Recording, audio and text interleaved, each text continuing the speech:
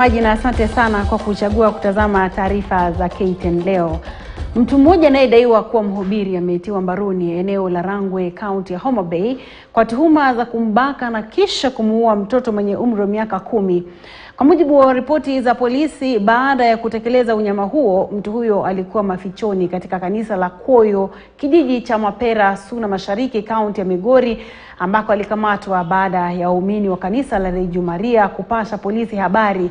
Kamanda wa Migori Wanjala alithibitisha tukio hilo akisema mshukiwa huyo mwenye umri wa miaka 18 kwa sasa anazuiliwa katika kituo cha polisi cha Rangwe kabla ya kushtakiwa mahakamani kwa makosa ya ubakaji na mauaji. Rafael Okinyi wa miaka 18,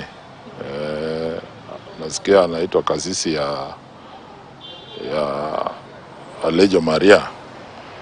Iko incident ilifanyika huko Rangwe ambaye mtoto wa 10 years alikuwa defiled na baadaye akawawa, na wanasema huyu kijana ndiye alifanya hiyo kitendo na akatoroka huko Rangwe akakuja akaingia hapa area ya Migori kwa kanisa ya Reju Maria, iko area inaitwa Koyo. So wali direct na askari wameenda wamemkamata huko kanisa ya Koyo na anarudishwa huko Rangwe aweze kushtakiwa na hiyo mashtaka ya mauaji. Makosa sana. Mtazamaji unayetazama